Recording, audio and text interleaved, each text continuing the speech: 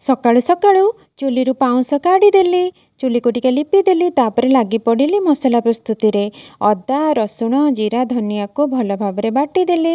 ପୋଦିନା ପତ୍ରକୁ ଭଲସେ ବାଟିଦେଲି। ତାପରେ କଡ଼େଇରେ ତେଲ ଦେଇ ଆଳୁକୁ ଭାଜିଦେଲି। ତେଲ ଗରମ ଥିଲା ତ ଆଳୁରୁ ଟିକେ ନିଆଁ ବାହାରିଗଲା। ତାପରେ ଲଙ୍କା, ତେଜପତ୍ର, ପିଆଜ ଦେଇ ଭଲସେ ଭାଜିଦେଲି। ଅଦା ରସୁଣ ପେଷ୍ଟରେ ସ୍ୱାଦ ହିସାବରେ ଲୁଣ, ହଳଦୀ, ଲଙ୍କା ଗୁଣ୍ଡ ଆଉ ଚିକେନ ମସଲା ପାଉଡ଼ର ଦେଇ ତାକୁ ଭଲସେ କଷିଦେଲି।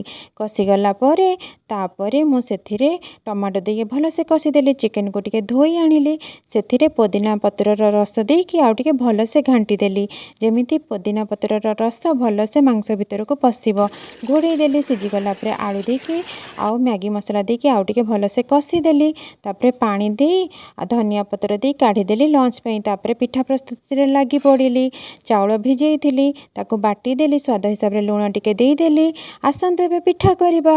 ସକାଳରେ ଯେଉଁ ବଳିଥିଲା ମାଂସ ଗୁଡ଼ାକୁ ତାକୁ ପିଠଉ ଦେଇ ଭଲସେ ଟିକେ କୁଚକୁଚ କରିଦେଲି ଯେମିତି ମାଂସ ଗୁଡ଼ା ଟିକେ ଭାଙ୍ଗିଯିବ। ତାପରେ ତାକୁ ଭଲସେ ଘୋଟିଦେଲି ଯେମିତି ଟିକେ ଜନ୍ତି ହେଇଯିବ। ତାପରେ ତାୱା ବସେଇଲି। ସେଇ ପିଠଉକୁ ଆଣିକି ତାୱାରେ ଦେଇକି ପାଣି ଦେଇକି ଭଲସେ ଥାପିଦେଲି ଯେମିତି ଚାରିପଟ ଭଲସେ ସମାନ ଭାବରେ ସେ ଥାପି ହେବ। ତାପରେ ଘୋଡ଼େଇ ଦେଲି। କିଛି ସମୟ ପରେ ତାକୁ ଲେଉଟେଇ ଦେଲି। ଏବେ ଆମେ କାଢ଼ି ଆଣିବା। ରେଡ଼ି ହେଇଗଲା ମାଂସ ପିଠା। ଏବେ ଖାଇବାର ସମୟ ଆସିଲା। ସ୍ୱାଦିଷ୍ଟ ମାଂସ ପିଠା।